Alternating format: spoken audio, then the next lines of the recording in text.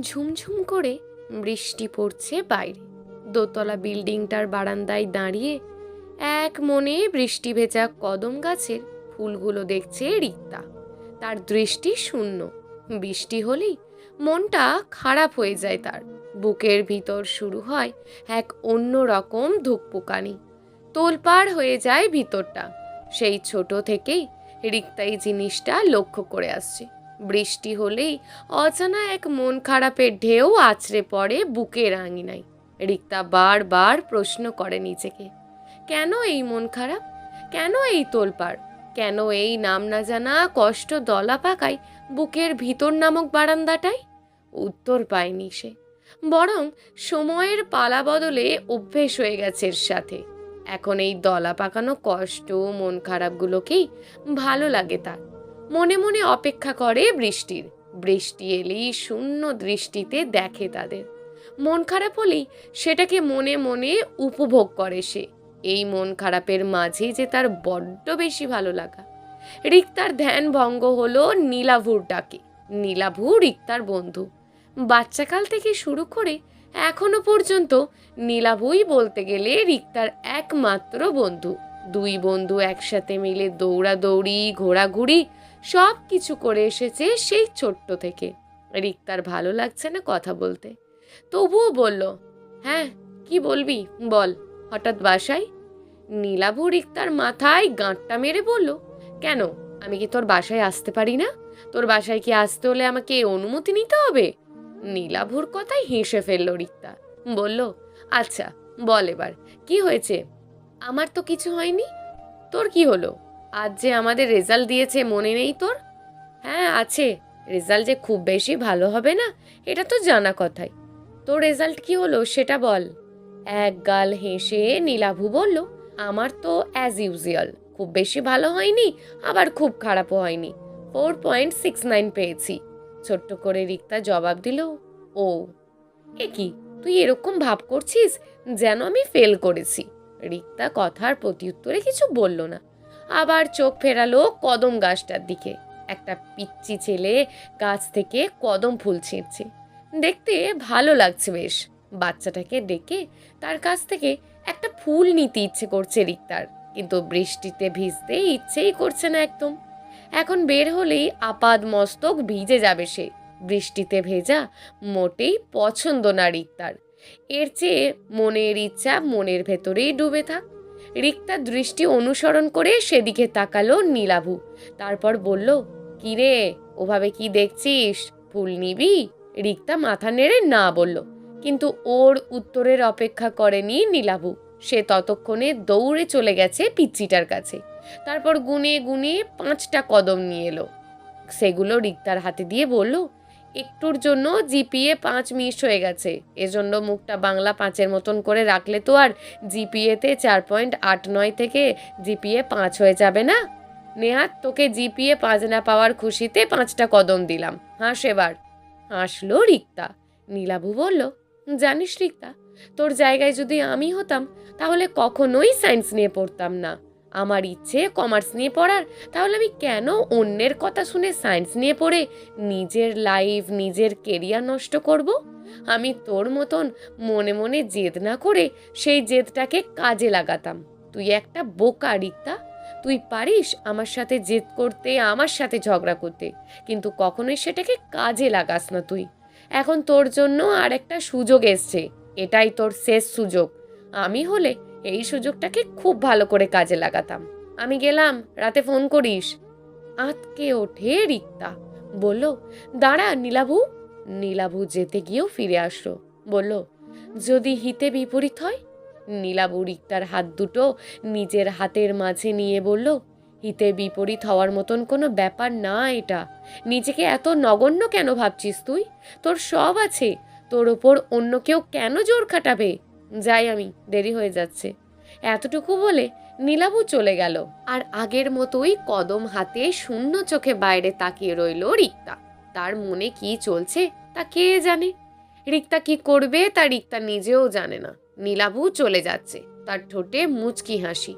পৃথিবীর আর কেউ জানুক বা না জানুক, নীলাভু জানে রিক্তা নামের বোকা মেয়েটাকে আজ সে অনেকটা সাহস জুগিয়ে এসছে। সে এটাও জানে রিক্তা নামের মেয়েটা আজ অনেক সাহসী হয়ে একটা কাজ করবে, আর এই কাজের সাফল্য পাবে রিক্তা নিজেই। সবচেয়ে বড় অঘটনটা ঘটল রাতে। তখন সময় রাত 8টা। জনাব আফনাফ তখন মাত্র বাসায় এসছে। এসে টাই ঢিলা করতে করতে স্ত্রী শাহিনাকে জিজ্ঞেস করলেন, মেয়ের রেজাল্ট হলো আর আমাকে একবারও ফোনে জানাওনি কেন? রিক্তার রেজাল্ট কি হয়েছে? শাহিনা মনে মনে যে ভয়টা পাচ্ছিল তার মুখোমুখি যে এত দ্রুত হতে হবে এটা কি জানতো। হাত পা কাঁপছে শাহিনার। শাহিনা কিছু বলার আগেই আফনাফ আবারও বলল, রহমান সাহেবের মেয়ের কথা মনে আছে তোমার? সীমা, ওই যে সুন্দর করে লম্বা মেয়েটা, দেখতে কত লক্ষ্মী, ও নাকি গোল্ডেন A+ পেয়েছে। রহমান সাহেব রেজাল্ট জানার পর অফিসে এসে মিষ্টি খাওয়ালেন আমাদের সবাইকে। রিক্তার রেজাল্টের কথা জিজ্ঞেস করেছিল, আমি কিছু বলিনি। ভয়ে বহে শাহিনা জবাব দিল, তুমি আগে ফ্রেশ হয়ে নাও, তারপরে না হয়। শাহিনার ভীত সন্ত্রস্ত চেহারা দেখে কিছু একটা বুঝে ফেললেন আহনাফ। সাথে সাথেই তার মুখটা শক্ত হয়ে গেল। তাচ্ছিল্যের সাথে বললেন, ও, তার মানে মহারানীর রেজাল্ট একটুও ভালো হয়নি। গোল্ডেনের কথা বাদ দাও, A+ পেলেও চলবে, ডাকো ওকে। শাহিনা ভয়ে ভয়ে বলল, রিক্তা আসলে রিক্তা A+ও পায়নি। এতক্ষণ ভিতরে দমিয়ে রাখা রাগটা এবার ফেটে বেরিয়ে এলো আহনাফের। চিৎকার করে বলল, কি পেয়েছো তোমরা মা মেয়েতে মিলে? আজকালকার যুগে সায়েন্স কারাকারি A+ আর গোল্ডেন, তোমার মেয়ের সাধারণ A+টুকু পারলো না? কি লাভ হলো ওর পিছনে কাঁড়ি কাঁড়ি টাকা ঢেলে? শাহিনা চুপ করে রইলেন। এখন কিছু বললেই আরও রেগে যাবেন আহনাফ, কিন্তু তাকে অবাক করে দিয়ে সিঁড়ি দিয়ে দরদর করে উঠে রিক্তার রুমের দিকে চলে গেলেন আহনাফ। যাওয়ার সময় বলতে বলতে গেলেন, কি পেয়েছে এই মেয়ে, আজ তাকে শায়েস্তা করব আমি। এত এত টাকা দিয়ে হোম টিউটর রেখে পড়াচ্ছি, কোচিং করাচ্ছি, আর তার বিনিময়ে এই রেজাল্ট। রুমে বসে একটা ছোট্ট গল্পের বই পড়ছিল রিক্তা। জনাব আহনাফ হুড়মুড় করে তার রুমে ঢুকে ঠাস করে চর বসিয়ে দিলেন রিক্তার গালে। ঘটনার আকস্মিকতায় 2 মিনিট স্তব্ধ হয়ে বসেছিল রিক্তা। তারপর শান্ত গলায় বলল, আমার গায়ে হাত দেওয়ার অধিকার কে দিয়েছে আপনাকে? কে দিয়েছে মানে? আমি তোমার বাবা। রাগে ফেটে পড়লেন আহনাফ। রিক্তা তবুও শান্ত স্বরে বলল, আপনি যে কেমন বাবা সেটা আমার চেয়ে ভালো আর কেউ জানে না। আমার গায়ে হাত দেবেন না আপনি, নয়তো আপনার বিরুদ্ধে আমি পুলিশের কাছে মামলা করতে বাধ্য হব। রিক্তার এমন কথায় হোঁচট খেলেন আহনাফ। এই মেয়ে এভাবে কেন কথা বলছে? তবুও গলার স্বর স্বাভাবিক রেখে বললেন, তোমার রেজাল্টের এই দশা কেন? এত এত টাকা খরচা করে তোমাকে পড়াচ্ছি, আর তুমি এই রেজাল্ট করেছো কেন? তোমাকে কি আমি শাসন করতে পারি না? এটাকে শাসন বলে না, এটাকে বলে অত্যাচার। আর রেজাল্টের কথা বলছেন তো, আমি আপনার পছন্দ অনুযায়ী সায়েন্সে পড়েছি, তাই রেজাল্ট খারাপ হলে তার দায়ও আপনার। আর একদম টাকা নিয়ে খোটা দেবেন না আমাকে। আমি আপনার টাকায় খাইও না আর পড়িও না। কি বলতে চাচ্ছ তুমি? তোমার কি ভালো কিছু করার ইচ্ছে নেই? ইচ্ছা অবশ্যই আছে, কিন্তু আমার ইচ্ছে অনুযায়ী তো আপনি আমাকে পড়তে দেননি। ইচ্ছের কথা জিজ্ঞেস করছিলেন তখন। এই কথার উত্তরে আহনাফ কি বলবে তা ভেবে উঠতে পারছেন না তিনি। কিছু বলতে গিয়ে মুখ খুলতে গিয়েও বন্ধ করে ফেললেন। বলার মতন কোনো কথা নেই তার কাছে। এই মেয়েটার সাথে কথা বলতে আজ বড্ড ভয় করছে আহনাফের। মেয়েটা হঠাৎ করে এত সাহসী হয়ে উঠল কবে? এত আত্মবিশ্বাস নিয়ে কথাই বা কিভাবে বলছে? মাথা উঁচু করে সবগুলো কথার জবাব দিয়ে দিচ্ছে মুখের ওপর। জনাব আহনাফ ঘামছেন। আমতামতা করে ঠিক যেভাবে এসেছিলেন সেভাবেই চলে গেলেন তিনি। শাহিনা তার স্বামী চলে যাওয়ার দিকে এক নজর তাকিয়ে আবারও রিক্তার দিকে তাকালো। রিক্তা তার দিকে অন্যরকম একটা দৃষ্টিতে তাকিয়ে আছে। এই দৃষ্টিতে কি আছে কে জানে? হয়তোবা রিক্তা মনে মনে তাচ্ছিল্য করে তাকে বলছে, একজন মা হিসাবে ব্যর্থ তুমি। নিজের মেয়ের পাশে ভরসার খুঁটি হয়েও দাঁড়াতে পারোনি। মেয়ের এই দৃষ্টি আর সহ্য করতে পারছেন না শাহিনা। সেও চলে গেল নীরবে। এই প্রথম নিজেকে খুব সাহসী মনে হচ্ছে তার। এত সাহস তার কবে হলো ভাবতেই অবাক হয়ে যাচ্ছে সে। এই মানুষটার সামনে দাঁড়িয়ে এতগুলো কথা কিভাবে বলে ফেলল সে? একটু আগেই নীলাভু বলেছিল, তোর বিপরীত পাশের মানুষটার সামনে তুই যেমন হবি, মানুষটা হবে ঠিক তার উল্টো। যদি কেউ তোকে নিচু করে রাখতে চায় আর তুইও যদি তার সামনে নিচু থাকিস, তাহলে তোকে সে আরও নিচু করবে, একদম পিছিয়ে ফেলবে। কিন্তু তুই যদি তার সামনে সাহস নিয়ে উঁচু হয়ে থাকিস, তাহলে দেখবি মানুষটা তোকে ভয় পাচ্ছে। একটু সাহসিকতা দেখা, তারপর দেখবি কত সহজ হয়ে যাবে সব কিছু। নীলাভকে 100টা ধন্যবাদ দিতে ইচ্ছে করছে রিক্তার। এত ভালো কেন ছেলেটা, ভাবতেই হেসে ফেলল। নীলাভর মতন এমন বন্ধু পাওয়া সত্যি ভাগ্যের ব্যাপার। ভাগ্য না, পরম সৌভাগ্যের ব্যাপার। অজানা এক ভালো লাগায় মনটা ভরে উঠল রিক্তার। এই ভালো লাগাটা রিক্তা নামক বোকা মেয়েটার সাহসী হয়ে ওঠার অনুভূতি। বেশ কিছুক্ষণ পর আহনাফ আবারও এলো রিক্তার রুমে। দরজার কাছে বেশ কিছুক্ষণ দাঁড়িয়ে রইল। রিক্তা বলল, কিছু বলবেন? একটু কাশি দিয়ে গলা পরিষ্কার করে তিনি বললেন, তাহলে তুমি বলতে চাইছো তুমি সায়েন্স নিয়ে পড়তে চাও না? রিক্তা ঠান্ডা স্বরে বলল, না, পড়তে চাই না। আমি কমার্স নিয়ে পড়ব। কলেজে ভর্তির সময় আমি বিভাগ চেঞ্জ করে ফেলবো। আপনি অনুমতি দিন আর না দিন। আহনাপের ইচ্ছে হলো এক চড় দিয়ে দাঁত ফেলে দিতে রিক্তার, কিন্তু নিজেকে শান্ত রেখে বলল, বেশ, কিন্তু যদি রেজাল্ট খারাপ হয় তাহলে মনে রেখো। এতক্ষণ আহনাপের দিকে তাকায়নি রিক্তা, এবার মুখ তুলে তাকালো। আহনাপের দিকে কঠিন এক দৃষ্টি ছুঁড়ে দিয়ে বলল, আমার নিজের ইচ্ছে মতো বিষয় নিয়ে পড়ে আমি ফেল করলেও আমার আক্ষেপ থাকবে না। রিক্তার ওই দৃষ্টিতে কি ছিল কি জানে, ওর ওই কঠিন দৃষ্টির সামনে আর টিকতে পারলেন না তিনি। চলে গেলেন রুম ছেড়ে। এরপর দিনগুলো বড্ড ভালো কাটতে লাগলো রিক্তার। বই পড়ে এটা ওটা করে বেশ ভালো দিন চলে গেল। রিক্তার ভালো থাকার জন্য নীলাভ একাই যথেষ্ট। বাসায় এসে বই পড়ে আর নীলাভ থাকলে ওর সাথে দিব্যি সময় কেটে যায়। বিপত্তি বাঁধলো কলেজে পড়ার সময়। আহনাপের ইচ্ছা এক কলেজে রিক্তাকে পড়াবে, আর রিক্তার ইচ্ছা অন্য কলেজে সে পড়বে। এই দুই নিয়ে ওদের মাঝে আবারও তর্ক বিতর্ক।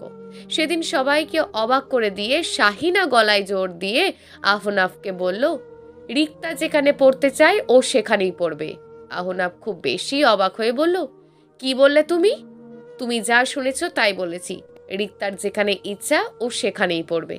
তুমি নিজের ইচ্ছা ওর ওপর চাপিয়ে দিও না। কিন্তু আমি তোর ভালোর জন্য বলছিলাম, রহমান সাহেবের মেয়েটাও ওই কলেজেই।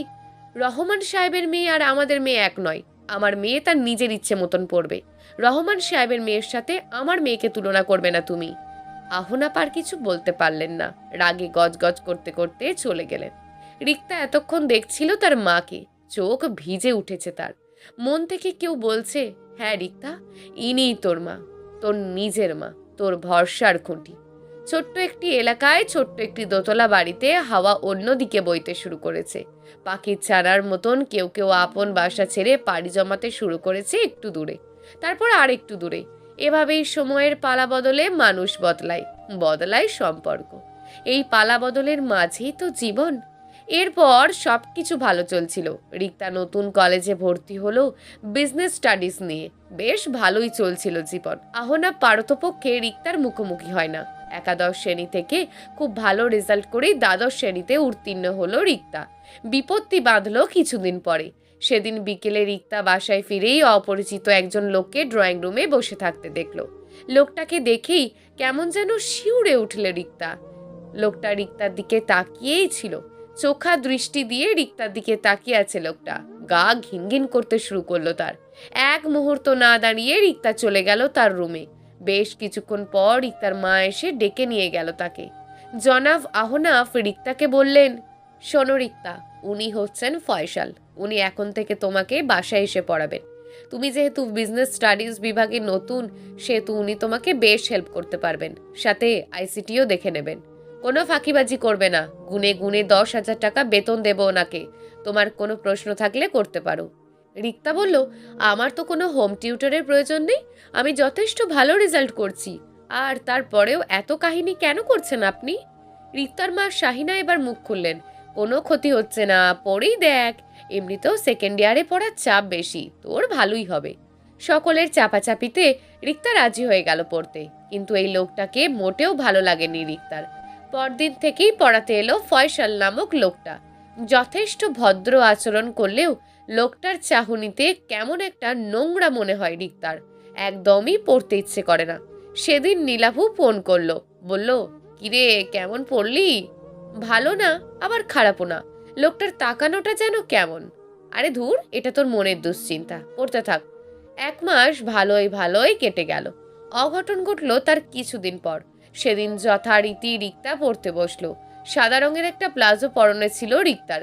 প্লাজোটা একটু খাটো হওয়ায় রিক্তার ফর্সার পা অনেকটাই দেখা যাচ্ছিল। আর ফয়সালের নজর বারবার চলে যাচ্ছিল রিক্তার পায়ের দিকে। ঘেমে যাচ্ছে সে। রিক্তা সে খেয়াল করলো না। সে আপন মনে আইসিটির লজিক গেট করতে লাগলো। আর লোভাতুর দৃষ্টিতে তার দিকে তাকাচ্ছে ফয়সাল। রিক্তার দিকে এদিক ওদিক করে তাকাচ্ছে, আর কিছু দেখা যাবে এই আশায়। রিক্তা সমস্যাটার সমাধান করে খাতাটা ফয়সালের দিকে এগিয়ে দিল। তাড়াহুড়ো করে খাতাটা নিতে গিয়ে রিক্তার হাতের সাথে হাত ঠেকে গেল তার। চোখ দিয়ে ঝাপসা দেখছে ফয়সাল। নিজের ভিতরে যে দানবটাকে এতদিন ভদ্রতার আড়ালে লুকিয়ে রেখেছিল, সেটা তার ধীরে ধীরে যেন জাগ্রত হচ্ছে। রিক্তার রুম থেকে চিৎকার আর ধপাস করে কিছু একটা পড়ে যাওয়ার আওয়াজ শুনে হুড়মুড় করে রুমে এলো শাহিনা আর আহনাব। এসেই দেখে ফয়সাল চেয়ার সহ উল্টে মাটিতে পড়ে আছে, আর রিক্তা তাকে পা দিয়ে লাথি দিচ্ছে। রিক্তা বলছে, কত বড় সাহস তোর, আমার গায়ে হাত দিস? তোর এই হাত আমি ভেঙে ফেলবো, বলি ফয়সালের হাত ধরে মুচড়ে দিল রিক্তা। ঘটনার আকস্মিকতায় শাহিনা আহনাব দুজনেই বিস্মিত। বেশ কিছুক্ষণ বাদে ঘটনা বুঝতে পারলেন দুজনে। জনাব আহনাব রেগে গিয়ে দুটো চর বসিয়ে দিল ফয়সালের গালে। জঘন্য একটা গালি দিয়ে বলল, এজন্য কি তোকে রেখেছিলাম? মিসেস শাহিনা বললেন, ওকে পুলিশে দেওয়া উচিত। আঁতকে উঠলেন আহনাব, বললেন, না না, পরে রিক্তারই অসম্মান হবে, এটাকে এখানেই চাপা দিয়ে দিই। তারপর ফয়সালের দিকে তাকিয়ে বলল, রিক্তার আশেপাশেও আর আসবি না তুই, নয়তো এর পরিণাম ভালো হবে না। এরপর ফয়সাল বেশ কিছুক্ষণ তাকিয়ে রইল আহনাফের দিকে। এভাবে তাকিয়ে থেকে দুজনে চোখে চোখে কিছু কথা আদান প্রদান করলো, তা কেউ দেখেনি। রিক্তাও তার আশপাশটা বড় ঘোলাটে আর ঝাপসা দেখে। মানুষ চেনা বড্ড দেয়। সেদিন রাতেই আকাশ কাঁপিয়ে বৃষ্টি এলো। মুষলধারে পড়তে থাকা বৃষ্টিগুলোর দিকে এক মনে তাকিয়ে আছে রিক্তা। নীলাভুর ফোন এলো তখন। নীলাভু বলল, দেখ রিক্তা, তোর জন্য বৃষ্টি হচ্ছে। অবাক হলো রিক্তা, বলল, বৃষ্টি আবার কারোর জন্য আসে নাকি? হ্যাঁ আসে, বৃষ্টিরা তোকে অভিনন্দন জানাচ্ছে। তুই একটু একটু করে খোলস ছেড়ে বের হচ্ছিস প্রজাপতির মতন। জানিস, একটা সুকীট প্রজাপতি হওয়ার সময় কত বাধা, কত যন্ত্রণা আসে? তোরও আসবে। এই সব বাধা বিপত্তি পেরিয়ে তুই রঙিন একটা প্রজাপতি হবি, দেখিস। তাই তোকে অভিনন্দন জানাতে বৃষ্টিরা বরণ ডালা সাজিয়ে নিয়ে এসছে। মুহূর্তেই মনটা ভালো হয়ে গেল রিক্তার। নীলাভু আবার বলল, মন ভালো হয়েছে? হুম। জানালার পাশেই তো আছিস, জানালাটা খুলে দে। বৃষ্টিতে ভিজতে বলবো না, কিন্তু জানালাটা খুলে সেখান থেকে দাঁড়িয়ে দেখ। বৃষ্টির এক একটা ছিটেফোঁটা যখন তোর গায়ে এসে লাগবে, মনে হবে ওগুলো তোর গায়ে না, হৃদয়ে গিয়ে পৌঁছে গেছে। তখন মনটা আরো ভালো লাগবে। রাখছি আমি। রিক্তা তাই করলো। সত্যি সত্যি মনটা ভালো হয়ে গেল তার। এর আগে বৃষ্টিকে কখনোই ভালো লাগেনি রিক্তার কাছে। আজ কেন এত ভালো লাগছে? সত্যি কি সে খোলস ছেড়ে বের হচ্ছে? সে কি সত্যিই একটা রঙিন প্রজাপতি হবে, ঠিক নীলাভুর কল্পনার মতন? বৃষ্টিতে ভিজতে গিয়েও আর ভিজল না রিক্তা, কিন্তু 2 হাত আঁচলা ভরে বৃষ্টি নিল। তারপর সেগুলোকে খুব কাছে এনে ফিসফিস করে বলল, ধন্যবাদ বৃষ্টি, তোমাকে অনেক অনেক ধন্যবাদ। অঘটনটা ঘটল তার ঠিক 4 মাস পর। সেদিনও বিকেলে রিক্তা বাসায় ফিরে এই রকম ভাবেই ফয়সালকে সোফায় বসে থাকতে দেখলো। শুধু ফয়সাল না, তার সাথে আছে আরো 3 জন মানুষ। 2 জন মধ্যবয়স্কী নারী পুরুষ আর একটা রিক্তার বয়সী মেয়ে। রিক্তাকে দেখে মহিলাটি এগিয়ে এলেন, বললেন, বাহ, আপনাদের মেয়ে তো অনেক মিষ্টি, কিন্তু হাইট একটু কম। যাগে, ওটা কোনো ব্যাপার না, কি বলেন? মহিলাটির কথায় হই হই করে উঠলেন জনাব আহনাব। এক গাল হেসে বললেন, হাইট কিন্তু কমও না, 5 ফুট 2 ইঞ্চি, খুব একটা কম হাইট নয়। রিক্তা 2 মিনিট হতবম্ব হয়ে দাঁড়িয়ে রইল। তারপর বলল, এখানে হচ্ছেটা কি? তারপর আফনাব বলে উঠল, ফয়সাল তোমাকে কিছু বলবে, ওনার সাথে আমার কোনো কথা নেই। তুমি ওনাকে এই বাড়িতে ঢুকতে দিলে কিভাবে? আর উনিও কিভাবে নির্লজ্জের মতন এই বাড়িতে আসলো? এবার ওই মহিলাটি বলে উঠলেন, শোনো মেয়ে, ছেলেদের এরকম একটু আধটু দোষ থাকতেই পারে। এবারে আমরা একদম তোমাকে নিয়েই যেতে এসেছি। রিক্তার মাথায় রক যেন দপদপ করে উঠল। বলল, আপনি কার অনুমতি নিয়ে এসেছেন এখানে? এবার ওই মহিলার মুখটা কালো হয়ে গেল। জনাব আহনাব বললেন, এটা কেমন কথা? ছেলে মেয়ে বিয়ের উপযুক্ত হলে তাদেরকে বিয়ে দিতেই হয়। ফয়সাল তো পাত্র হিসাবে খারাপ না। আমার বিয়ের ব্যাপারে চিন্তা ভাবনা করার আগে আপনি আমাকে জিজ্ঞেস করেছেন যে আমি বিয়ে করতে চাই কিনা? আমার মায়ের সাথে আলোচনা করেছেন? তবুও মানতে পারতাম যদি ছেলেটা ভালো হতো, কিন্তু এরকম একটা চরিত্রহীন ছেলের সাথে আপনি আমার বিয়ে কোন সাহসে ঠিক করলেন জনাব আহনাব? রিক্তার এমন জবাবে অবাক হয়ে গেলেন আহনাব। ভেবেছিলেন কোনো রকমে বিয়েটা করিয়ে দেবেন, কিন্তু রিক্তা ফয়সালের পরিবারের দিকে তাকিয়ে বলল, আপনারা কি জানেন এই জনাব আহনাব আমার বাবা নন? উনি আমার মায়ের দ্বিতীয় স্বামী। এমন একটা ফ্যামিলির মেয়েকে মেনে নেবেন আপনারা? বিন্দু মাত্র অবাক হলো না ওরা। বলল, আমাদের কোনো সমস্যা নেই। ফয়সালকে একটা ভালো চাকরি, বড়সড় ব্যবসার একটা বাড়ি আর তোমার গা ভর্তি গয়না আর সংসারে কিছু আসবাবপত্র দিলেই চলবে। এবার মুখ খুললেন শাহিনা। বললেন, আপনারা এক্ষুনি বের হয়ে যান আমার বাড়ি থেকে। এবার ফুঁসে উঠলেন ওই মহিলা। বললেন, এভাবে ডেকে এনে অপমান করার কোনো দরকার ছিল না ভাই সাহেব। ওরা চলে যেতেই আহনাব বলল, কি দরকার ছিল ওদের সামনে এসব বলার? আমাদের কি টাকার অভাব যে কোনো অংশে রিক্তাকে কোনো কিছু কম দেব? বিয়েতে এসব কিছু দিতেই হয়। তারপর ফয়সাল যেই কাজটা করলো, এটা জানাজানি হলে আর কোথাও বিয়ে দিতে পারবে তোমার মেয়েকে? শাহিনা বলল, আমার মেয়ের বিয়ে নিয়ে তুমি ভেবো না। দরকার হলে আমার মেয়ে আজীবন অবিবাহিত থাকবে, তবু ওর ইচ্ছের বিরুদ্ধে কখনোই ওকে বিয়ে দেওয়ার কথা চিন্তাও করবে না। বড্ড বেশি কথা ফুটেছে তোমার মুখে। তুমি যদি এরপর আমার মেয়েকে নিয়ে অতিরিক্ত মাথা ঘামাও, তাহলে আমি ওকে দূরে কোথাও পাঠিয়ে দেব। ওর বয়স আর কিছুদিন পরেই 18 হয়ে যাবে। তারপর আমি ওকে ওর সব কিছু বুঝিয়ে দেব। তুমি এসবের মধ্যে এসো না। যদি আসো তাহলে এর পরিণাম ভালো হবে না। চলে আয় রিক্তা। এটুকু বলে চলে গেলেন শাহিনা, আর ওখানে দাঁড়িয়ে চুল টানতে লাগলেন আহনাব। এতদিনের এত সব পরিকল্পনা ব্যর্থ হয়ে গেল তার। দূরে গিয়ে ফোন করলো ফয়সালকে। ফয়সাল ফোন রিসিভ করতেই বাজে ভাষায় দুটো গালি দিয়ে বলল, নিজের ইচ্ছা শক্তিকে একটু আয়ত্তে রাখতে পারলি না? তোর জন্য আমার এতদিনের সব পরিশ্রম শেষ। তুই না পেলি রাজকন্যা, আর আমি না পেলাম রাজত্ব। এবার হাত কামড়াও দাঁড়িয়ে দাঁড়িয়ে। রিক্তার সাথে রিক্তার রুমে এসে রিক্তার হাত দুটো চেপে ধরল শাহিনা। সাথে সাথে দু চোখ বেয়ে পানি গড়িয়ে পড়ল রিক্তার হাতে। শাহিনা বললেন, আমি তো কি ওই নোংরা মানুষগুলোর হাত থেকে বাঁচাতে পারি না রে মা। মাফ করে দিস আমাকে, আমাকে মাফ করে দিস। আমি অনেক খারাপ একটা মা। না মা, তুমি মোটেও খারাপ না। তুমি আছো বলেই তো রিক্তা এখনো আছে, নয়তো কবেই শেষ হয়ে যেতাম। দুষ্টুমির হাসি দিয়ে হেসে দেয় হাসিনা। বলল, আচ্ছা এবার বল, নীলাবুর সাথে কেমন চলছে সব কিছু? নীলাবুর সাথে আমার কি চলবে? তারপর অবাক হয়ে বলল, তুমি কি ভাবছো ওর সাথে আমার মাঝে ইলু ইলু আছে? রিক্তার এমন জবাবে হাসিতে ফেটে পড়লেন শাহিনা। শাহিনার এমন হাসি দেখে খিলখিল করে হেসে উঠল রিক্তা নিজেও। বহুদিন পরে এমন প্রাণ খোলা হাসি যেন বিশাল এই বাড়িটাকে একটা অন্য পরিবেশ সৃষ্টি করেছে। ওদের সাথে সাথে যেন হাসছে এই বাড়ির এক একটি ইট পাথর সবকিছু। সুখী হতে গেলে টাকা পয়সা ব্যাংক ব্যালেন্স কিছুই লাগে না, শুধু প্রিয়জনের বিশ্বস্ত একটা হাত থাকলেই হয়, যে হাতটা ধরে একটা জীবন হেসে খেলে পার করে দেওয়া যায়। হাসতে হাসতে আপন মনেই রিক্তা ভাবলো, নীলাবুর সাথে কি সত্যি রিক্তার কিছু সম্পর্ক আছে? কে জানে, উত্তরটা সময়ই দিয়ে দিক। হাই, আমি নিপুণ। রিক্তা দেখলো একটা হাসি খুশি মেয়ে ওর দিকে হাত বাড়িয়েছে। মেয়েটা হাসলে ওর চোখও হাসে। অদ্ভুত সুন্দর মেয়েটা। রিক্তা বলল, আমি রিক্তা। এবার মেয়েটা যেন অবাক হলো। এতই অবাক হলো যে গালে দু হাত দিয়ে চেপে ধরে বলল, আমাদের দুজনের নামের কত মিল দেখেছো? তুমি রিক্তা, আমি নিপুণ, যেন বিপরীত দুটো শব্দ।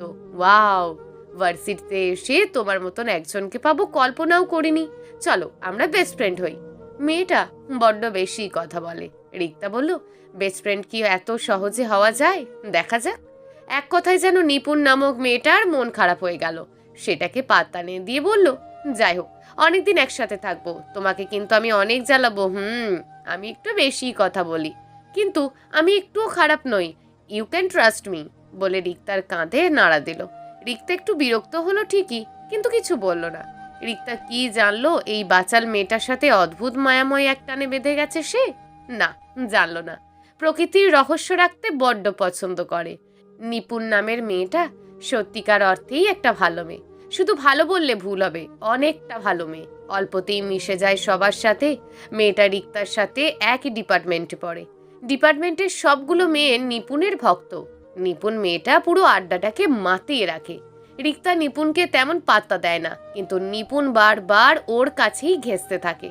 সেদিন রাতে রিক্তা খুব মনোযোগ দিয়ে পড়ছিল, আর নিপুণ বড়া বানিয়ে নিয়ে এসে রিক্তাকে খাবার জন্য জোর করছিল। এবার রিক্তা চিৎকার করে উঠে বলল, কি সমস্যা কি তোমার? আমাকে এমন বিরক্ত করছো কেন তুমি? দেখছো না পড়ছি? কালকে পরীক্ষা আছে আমার। পড়া নিয়ে বিন্দু মাত্র চিন্তা আছে তোমার মাথায়? লেখাপড়া করতে ইচ্ছে না হলে বাসায় বলো বিয়ে দিয়ে দিতে। প্লিজ আমাকে ডিস্টার্ব করো না। হঠাৎ করে রিক্তার এমন রিয়াক্টে হতবম্ব হয়ে গেল নিপুণ। আর একটা কথাও না বলে সে চলে গেল তার খাটে। বড়াগুলো রয়েই গেল প্লেটের মধ্যে। কাঁথা মুড়ি দিয়ে শুয়ে পড়ল নিপুণ। বড্ড কান্না পাচ্ছে তার, কিন্তু কান্নাটা রিক্তাকে দেখানো যাবে না, যদি আবার বিরক্ত হয়। রিক্তার পড়া শেষ হলো অনেক রাতে। ঘুমাতে যাওয়ার আগে হঠাৎ চোখে পড়ল বড়ার প্লেটটা যেমন ছিল তেমনই রয়ে গেছে। রিক্তা হালকা স্বরে বিড়বিড় করলো, মেয়েটা পাগল নাকি? এত কষ্ট করে বড়া বানিয়ে এখন না খেয়ে রেখে দিল কেন? পরদিন রিক্তার পরীক্ষা খুব ভালো হলো। পরীক্ষা শেষ হবার আগেই ঝুমঝুম করে বৃষ্টি এসে ডুবিয়ে দিল চারপাশ। বেশ কিছুক্ষণ অপেক্ষা করে তারপর একটা রিক্সা করে চলে আসছিল বাসায়। এরই মাঝে দেখলো একটা মেয়ে বৃষ্টিতে ভিজতে ভিজতে হেঁটে যাচ্ছে। মেয়েটাকে দেখে বড্ড মায়া লাগলো রিক্তার। মেয়েটা যেন শক্তিহীন, তার পাগুলো যেন চলছেই না, কত জোর করে হেঁটে যাচ্ছে। রিক্তা তাকিয়ে থাকলো মেয়েটার দিকে। একটু বাদেই চিনতে পারলো, তারপরই বলে উঠলো, নিপুণ। রিক্তা জোরে ডাকলো, এই নিপুণ, বৃষ্টিতে ভিজছো কেন? নিপুণ শুনতে পেল না রিক্তার ডাক। সে আপন মনে হেঁটে যাচ্ছে। রিক্তা আবারও ডাকলো, এবার শুনলো সে, ফিরে তাকালো। বৃষ্টির মাঝে নিপুণের লাল শূন্য দৃষ্টির চোখ দেখে রিক্তা বুঝলো কে জানে। সে বলল, ভিজে ভিজে যাচ্ছ কেন? আসো, রিক্সায় ওঠো। নিপুণ সুবোধ বালিকার মতন এসে রিক্তার পাশে বসলো। রিক্সা চলতে শুরু করলো আপন মনে। রিক্তা জিজ্ঞেস করলো, কি হয়েছে তোমার? কোনো সমস্যা হয়েছে? নিপুণ কিছু বলল না। ফোঁটায় ফোঁটায় পড়া বৃষ্টির দিকে তাকিয়ে রইল সে। এই নিপুণকে রিক্তা চেনে না। এতদিন ধরে যেই মেয়েটা সব সময় হাসি খুশি ছিল, সেই মেয়েটা আজ এমন মনমরা হয়ে কাঁদছে কেন? ভাবতে ভাবতেই রিক্তার মনে পড়ল কালকে রাতের তার ব্যবহার। নিপুণ কি ওর ব্যবহারে কষ্ট পেল? তখন সাথে সাথেই রিক্তা বলল, সরি নিপুণ, কালকে তোমার সাথে অনেক খারাপ ব্যবহার করে ফেলেছি। তুমি প্লিজ মন খারাপ করে থেকো না। নিপুণ এবারও কিছু বলল না। রিক্সা পৌঁছে গেল তার গন্তব্যস্থলে। ভাড়া মিটিয়ে রিক্তা নেমে নিপুণকে যখন নামতে বলল, তখন নিপুণ নামতে গিয়ে যেন সারহীন হয়ে গেল। নিপুণ পড়ে যেতে নিলেই রিক্তা ধরে ফেলল। তারপর আঁতকে উঠে বলল, মাই গড, তোমার মনে হয় জ্বর এসছে। নিপুণ এবার বলল, আমি ঠিক আছি, এই জ্বরে আমার কিচ্ছু হয় না। নিপুণ রুমে এসে কাপড় বদলে সাথে সাথেই লুটিয়ে পড়ল বিছানায়। ঘুমিয়ে পড়েছে ভেবে রিক্তাও আর বিরক্ত করল না। ঘুম থেকে উঠলে ওষুধ খাওয়াবে। আবার ভাবলো, সারাদিন মেয়েটা কিছু খায়নি, কিছু রান্না করবে। যেই ভাবা সেই কাজ। জ্বর শরীরে ঝাল খেতে মজা। এরপর নিপুণকে ডাকতে গিয়ে দেখে নিপুণ নেই, দরজা খোলা। রিক্তা বাইরে গিয়ে দেখে নিপুণ এক মনে দাঁড়িয়ে বৃষ্টিতে ভিজছে, একটুও নড়ছে না। তারপর নিপুণকে ধাক্কা দিয়ে বলল, তুমি কি পাগল হয়ে গেছো? আবার ভিজছো কেন? মরতে চাও? নিপুণ প্রত্যুত্তরে রিক্তাকে জড়িয়ে ধরে বলল, you know Rikta, I love বৃষ্টি। যখনই বৃষ্টি আসে আমি তখনই ভিজি। বৃষ্টি তো পবিত্র। বৃষ্টির পবিত্র পানি আমার মতন কলঙ্কিনীর শরীর থেকে সমস্ত অপবিত্রতা ধুয়ে মুছে সাফ করে দেবে। রিক্তা বুঝল নিপুণ এখন স্বাভাবিক অবস্থা নেই। তার গলা কাঁপছে, কাঁপছে পুরো শরীর। অদ্ভুত একটা ভয়ে মনটা ভরে গেল রিক্তার। কান্না পেয়ে গেল যেন। তড়িঘড়ি করে রিপুনকে ঘরে এনে জামা বদলে দিল। তারপরই নিজে ভাত মেখে খাইয়ে দিল তাকে। এরপর ওষুধ খাইয়ে বিছানায় তার পাশে রইল। নিপুণ ঘুমাচ্ছে। এরপর হঠাৎ রিক্তার হাত ধরে বলল, জানো রিক্তা, আমার বাবা মা কেউ নেই। ধক করে উঠল রিক্তার বুক। নিপুণের বলা কথাটাই কি যেন একটা ছিল। বুক ভারী হয়ে গেল রিক্তার। নিপুণ সেদিন মাঝরাতে হঠাৎ করে উঠে রিক্তাকে ডেকে তুলল। ঘুম ঘুম চোখে রিক্তা উঠে বসলো। তারপর নিপুণ বলতে শুরু করলো, আমি যখন অনেক ছোট, তখন আমার বাবা মা চলে যান আমাকে ছেড়ে। তারপর আমি আমার খালার বাসায় বড় হই। ওরা আমাকে দয়া করে দুবেলা খেতে দিত, বছরে দুটো জামার সেট দিত, পড়ালেখাও করতে দিত। বিনিময়ে আমি ওদের বাড়ির ছুটা কাজ করে দিতাম। মিথ্যা বলবো না, মোটামুটি সুখেই ছিলাম। ক্লাস 5-এ বৃত্তি, এসএসসি পরীক্ষার বৃত্তি, এমনকি এইচএসসি পরীক্ষার বৃত্তি পাওয়ার কারণেই আমাকে এখন ওরা পড়াচ্ছে, নয়তো সেই কবেই বিয়ে দিয়ে দিত। অবশ্য বিয়ে দেওয়ার অনেক চেষ্টাই করেছে ওরা, পরে কোনো এক কারণে বিয়েটা হয়নি। এতটুকু শুনে মনে হবে আমি অনেক সুখী একটা মেয়ে, তাই না? রিক্তা মাথা নাড়ল। নিপুণ আবারও বলল, এই গল্পটুকু সবাই জানে, বাকিটুকু জানে অল্প কয়েকজন। ওই অংশটুকু রয়ে গেছে আড়ালে। আড়ালে থাকা গল্পগুলো কেউ জানে না। আজকে তুমি জানবে। জানতে চাও? রিক্তা আবারও মাথা নাড়ল। আমি তখন ক্লাস 10-এ পড়ি। রাত জেগে পড়াশোনা করতাম। আমার খালার একটা ছেলে ছিল, আমার চেয়ে বছর 3-এর বড়। ও সব সময় কোনো অজুহাত খুঁজতো যেন আমি ওর ঘরে যাই। কখনো পানি দিয়ে আসতে বলতো, কখনো বলতো ওর জামা কাপড় ধুয়ে দিতে, কখনো ওর বিছানা পরিষ্কার করে দিতে, বা কখনো মশারি টাঙিয়ে দিতে বলতো, যার কারণে ওর ঘরে যেতে হতো আমাকে। একদিন খালু অফিসে আর খালা পাশের বাড়িতে গিয়েছিল কোনো এক কাজে। এই সুযোগে ও আমাকে তার রুমে ডাকলো, বলল ঘর ঝাড়ু দিতে। আমি তাকিয়ে দেখি ঘরের একটা কোণাও ময়লা নেই। সকালেই আমি ঘর ঝাড়ু দিয়ে মুছে গেছিলাম। ওর ধমকে আবারও ঝাড়ু দেওয়া শুরু করলাম। এরই মাঝেও আমাকে পিছন থেকে চেপে ধরলো। কোনো রকমে নিজের সম্মান নিয়ে পালিয়েছিলাম আমি। ব্যাপারটা খালাকে জানাতেই খালার মুখ কালো হয়ে গেল। বলল, এই ঘটনা যেন কাউকে না জানাই। তার বেশ কিছুদিন পরেই খালা ওনার ছেলেকে দূরে পাঠিয়ে দিল। খালা মানুষটা বড্ড ভালো ছিল। উনি যদি সেদিন ওনার ছেলের পক্ষ নিতেন, তাহলে হয়তো আমার আর ভালোভাবে বেঁচে থাকা হতো না। এটুকু বলেই হালকা হাসলো নিপুণ। ওর চোখের কোণে চিকচিক করছে পানি। রিক্তা বলল, এজন্যই তুমি বৃষ্টি এলে ভাবে ভিজতে? হ্যাঁ। আচ্ছা, তোমার ঘুমে ডিস্টার্ব করলাম, ঘুমাও তুমি। রিক্তা ওর বিছানায় গিয়ে শুয়ে পড়ল। কিন্তু ঘুম আসলো না। মাথার ভিতরে ঘুরছে নিপুণের বলা কথাগুলো। রিক্তার জীবনের সাথে নিপুণের জীবনের অদ্ভুত কিছু মিল রয়েছে, আবার অমিলও রয়েছে। রিক্তা গিয়ে নিপুণকে আবারও ডাকলো, বলল, নিপুণ, তুমি কি আমার বন্ধু হবে? অনেক কাছের বন্ধু, নীলাভুর মতন বন্ধু। নিপুণ এক মুহূর্ত চুপ থেকে সাথে সাথে বলল, হ্যাঁ হব, খুব করে হব। এরপর যেন সব কিছু পাল্টে গেল। সব সময় চুপচাপ থাকা রিক্তাও এখন প্রজাপতির মতন হয়ে গেছে। নিপুণ আর রিক্তা প্রজাপতির মতন উড়ে বেড়াতে লাগলো মনের আকাশে। একদিন রাতে আবারও ঝুম বৃষ্টি শুরু হলো। এবার নিপুণ একা ভিজলো না, ভিজলো রিক্তাও। ভিজতে ভিজতেই নীলাভুর কথা মনে পড়ল। রিক্তা নিপুণকে বলল, জানো নিপুণ, আমার একটা বন্ধু আছে নীলাভু, ছোট থেকে আমার সাথেই আছে। ওর এক একটা কথা আমাকে আন্দোলিত করে প্রতি মুহূর্তে। ওর দৌলতেই আজ আমি এখানে। নীলাভুর কারণেই আজ আমি রিক্তা। সবকিছু শুনে নিপুণের জবাব ছিল, ডু ইউ লাভ হিম? নিপুণের হঠাৎ এই প্রশ্নে 2 মিনিট স্তব্ধ হয়ে গিয়েছিল রিক্তা। কি বলছে এই মেয়ে? বলল, পাগল তুমি, ওকে আমি শুধু বন্ধু হিসাবেই দেখি। কিন্তু আমার তো মনে হচ্ছে তুমি নীলাভুর প্রেমের গভীর সাগরে পড়ে ডুবে গেছো। তোমার চোখই তার প্রমাণ দিচ্ছে। নিপুণের কথায় লজ্জায় লাল হয়ে গেল রিক্তা। সত্যি কি সে নীলাভুকে ভালোবাসে? নিপুণ বলল, বৃষ্টি হচ্ছে, তোমার নীলাভু তোমার জন্য অপেক্ষা করছে, একটা ফোন করো। না না, আমি পারবো না। কি আশ্চর্য, আমার লজ্জা করছে। আমার মনে হচ্ছে নীলাভুও তোমাকে ভালোবাসে। তুমি ওকে ফোন করো, নয়তো আমি ফোন করে বলবো, ভাইয়া, আপনার বান্ধবী আপনার প্রেমে হাবুডুবু খেতে খেতে ডুবে গেছে, ওকে টেনে তুলুন। বলতে বলতে হেসে দিল নিপুণ। এরই মাঝে নীলাভুর ফোন এলো। রিসিভ করতেই বলল, বাইরে আয় তো একটু। রিক্তা হতবাক। নীলাভু থাকে অন্য জায়গায়, সে এখানে এসেছে এই রাতের বেলায়? দৌড়ে বাইরে যেতেই দেখে নীলাভু দাঁড়িয়ে আছে। নীলাভুর কাছে যেতেই নীলাভু বলল, তোকে আমি সারা জীবন কদম ফুল দিয়ে যেতে চাই, নিবি তুই? সারা জীবন কিভাবে দিবি? বর্ষাকাল ছাড়া তো কদম ফুল পাওয়াই যায় না। রিক্তার এমন কথায় বোকা হয়ে গেল নীলাভু। মাথা চুলকে বলল, আসলেই তো। তুই এত বোরিং কেন রিক্তা? আমার প্রপোজ পাংচার করে দিলি। রিক্তা হেসে বলল, আই হেট ইউ নীলাভু, তুই অনেক পচা।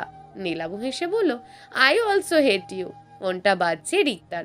ফোন রিসিভ করতেই ওপাশ থেকে মায়ের গলা ভেসে আসলো, রিক্তা, কেমন আছিস? ভালো আছি মা, তুমি কেমন আছো? আমিও ভালো আছি রে। পড়ালেখা কেমন চলছে? বাসায় আসবি না? এই কথা শুনেই চোয়াল শক্ত হয়ে গেল রিক্তার। বলল, তোমার স্বামী যেই কাজটা করেছে তারপরও তুমি বলছো আমি ওই বাসায় যাব? তুই তো জানিসই মানুষটা এমনই, তাই বলে তুই বাসায় আসবি না? না, আমি যাব না। তোমার স্বামী শান্তিতে থাকুক। এমন করিস না মা, আমি যাব না মানে যাব না। ঠিক আছে, ভালো থাকিস। এই বাসায় আর আসিস না তুই, আমি মরে গেলেও না। বলেই ফোনটা কেটে দিল রিক্তার মা। এতক্ষণ নিপুণ শুনছিল রিক্তার কথাগুলো। সে বলল, রিক্তা, তোমার পরিবারের ব্যাপারে কিছুই জানি না আমি, আবার আজকে বারবার তোমার বাবাকে তোমার মায়ের স্বামী বলে সম্বোধন করছো কেন? রিক্তা ম্লান হাসলো, বলল, আমি যখন অনেক ছোট তখন আমার বাবা লঞ্চ দুর্ঘটনায় মারা যান। বাবা বড়সড় একজন ব্যবসায়ী ছিলেন, আর ওনার বন্ধু ছিলেন মিস্টার আহনাফ। আব্বুর ব্যবসায়ের ব্যাপারে আম্মু তেমন কিছু জানতো না।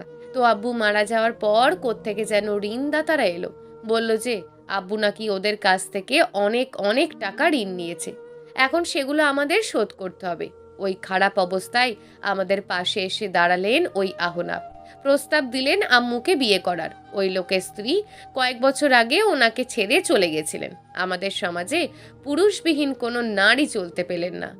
আম্মু সবকিছু বিবেচনা করে বিয়ে করে নিলেন আহনাফকে। তারপর উনি আমাদের ব্যবসাটা নিজের নামে করে নিলেন ওই ঋণদাতাদের টাকা পরিশোধ করার অজুহাতে। তার বেশ কয়েকদিন বাদে জানতে পারলো বাবার আরও কিছু ব্যবসায় বিনিয়োগ আছে, যেটা থেকে প্রতি বছর অনেক মুনাফা আসে বাবার অ্যাকাউন্টে। ওই টাকাগুলো বাবার একমাত্র সন্তান হিসাবে আমিই পাবো। বাবার অ্যাকাউন্টে নমিনি হিসাবে আমিই ছিলাম। ওই টাকার পরিমাণ অনেক বেশি। এই টাকাগুলোর জন্যই আমার আম্মুর স্বামী অনেক রকম চাল চেলেছেন, কিন্তু কোনো এক কারণে সেটা সম্ভব হয়নি। যাকে বাদ দাও এসব কথা। এই হলো আমার কাহিনী। উনি আমার বাবা নন, তাই আমি ওনাকে বাবা বলে ডাকি না। এটুকু বলে আবারও হাসলো রিক্তা। নিপুণ কি বলবে বুঝতে পারল না, চুপচাপ বসে রইল। চারদিক নিস্তব্ধ। এই নীরবতার মাঝেই দেওয়া নেওয়া হয়ে গেল অনেক অনেক কথার। স্বপ্নের মতন দিনগুলো কেটে গেল। রিক্তা নিপুণের বিবিএ শেষ হয়ে গেল। নিপুণ স্কলারশিপের চেষ্টা করতেই পেয়ে গেল। কাগজপত্র সব রেডি করে আর কিছুদিনের মধ্যেই চলে যাবে অন্য এক দেশে। একদিন রাতে হঠাৎ করেই আকাশ গর্জন করে বৃষ্টি এলো। আকাশ ভাঙা বৃষ্টি যাকে বলে। নিপুণ বলল, ইস, কানাডায় গিয়ে এমন বৃষ্টি কি পাবো? তোমাকে ছাড়া আমার বৃষ্টি এখন আর ভালো লাগে না রিক্তা। রিপুনের এই কথাই রিক্তা হাসলো, বলল, তাহলে চলো এখন ভিজে নি, স্মৃতি হিসাবে রয়ে যাবে আগামী 4টে বছর। দুই বান্ধবী ইচ্ছে মতন ভিজলো বৃষ্টিতে। তারপরই মনটা খারাপ হয়ে গেল। বুক ভারী হয়ে এলো দুজনের। আবার কবে দেখা হবে দুজনের? বোনের মতন হয়ে গেছে সম্পর্কটা। একজন আরেকজনকে ছেড়ে কখনো থাকিনি এতদিন। ভাবতেই কান্না এসে গেল। বৃষ্টির সাথে সাথে ধুয়ে গেল চোখের নোনা জলটুকু। আজ নিপুণ চলে যাবে। এয়ারপোর্টে ওকে ছাড়তে এসেছে নীলাভু আর রিক্তা। নীলাভু রিক্তাকে ফিসফিসিয়ে কিছু একটা বলতেই রিক্তা রেগে গিয়ে কিল বসালো নীলাভুর পিঠে। নীলাভু রিক্তার চুল ধরে আলতো করে টেনে দিল। ওদের এমন ঝগড়াঝাটি সব সময়ই চলতে থাকে। আজকে কেন যেন ওদের এই খুনসুটি দেখে নিপুণের খুব ভালো লাগছে। মুচকি হেসে পা বাড়ালো ওদের দিকে। একটু পরেই মাইগ্রেশনের জন্য যেতে হবে। তারপর এক উড়ানে কানাডা। রিক্তাকে শক্ত করে জড়িয়ে ধরে বলল, তোকে অনেক মিস করবো রে, অনেক। রিক্তা অবাক হলো।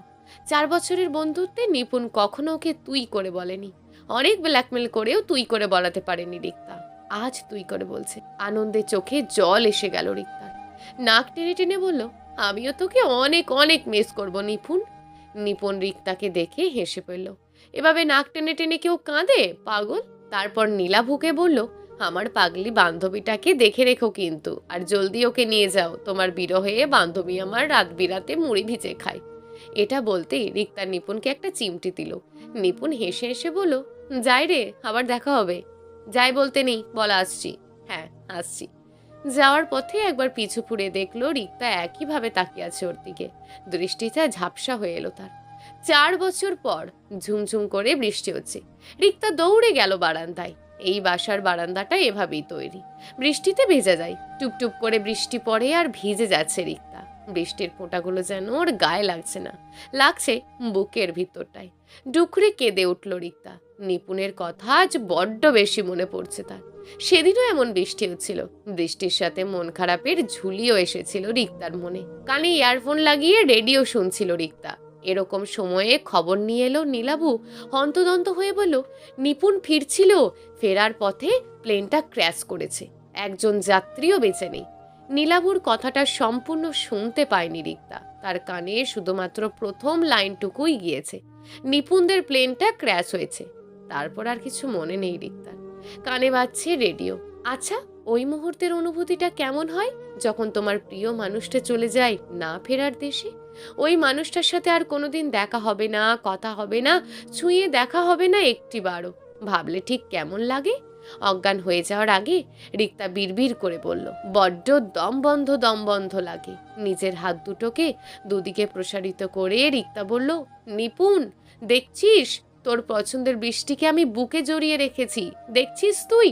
তোর ভালোবাসার বৃষ্টিকে আমিও এখন খুব ভালোবাসি, খুব বেশি ভালোবাসি। প্রিয় দর্শক, যদি আজকের গল্পটি আপনাদের ভালো লেগে থাকে তাহলে ভিডিওটিতে অবশ্যই একটি লাইক করে আপনার মূল্যবান একটি কমেন্ট করুন। আর হ্যাঁ, চ্যানেলটিকে যদি সাবস্ক্রাইব করে না রাখেন তাহলে চ্যানেলটিকে অবশ্যই সাবস্ক্রাইব করে আমাদের পাশে থাকুন। দেখা হবে আগামীকালের নতুন এবং আকর্ষণীয় গল্প নিয়ে। ধন্যবাদ।